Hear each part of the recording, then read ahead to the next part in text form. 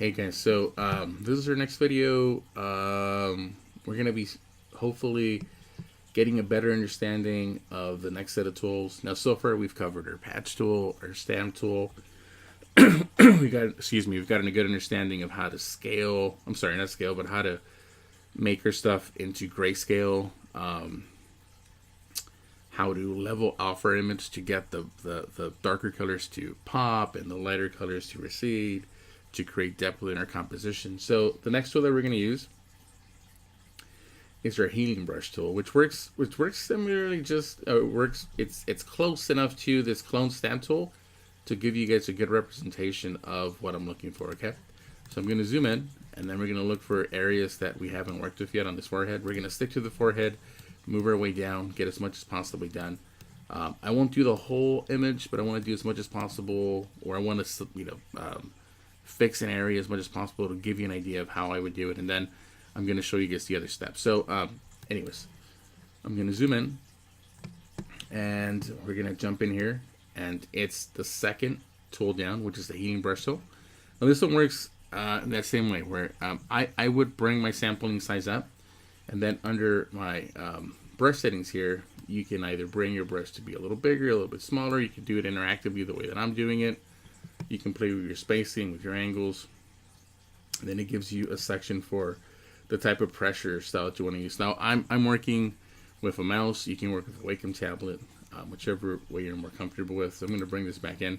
Anyways, the way it works is this way. You want to hold on Alt, and you want to make a selection of an area that, again, has the right type of tonal value that you want, with the right type of lighting that we're looking for. Select, and then drag across. Select, and then drag across. Select, and then drag across.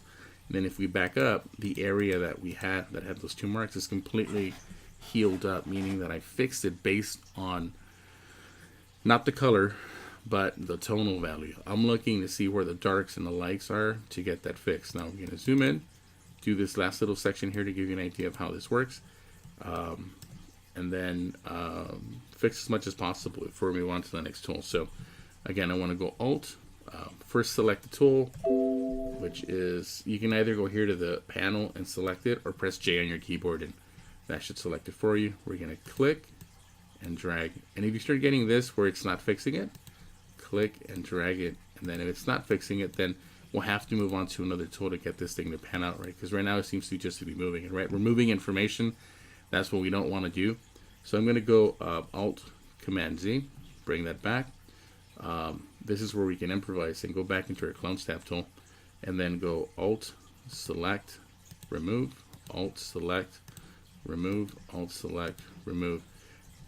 So again, we have to sometimes work in combination with other tools to maximize the power of all the tools that we're working with. So there, we've fixed that section. I continue to fix some sections. I'm going to continue to fix until this video ends, and then I'll move on to the next one. So hopefully this one was pretty self-explanatory, and if not, then just let me know and I'll help you through it.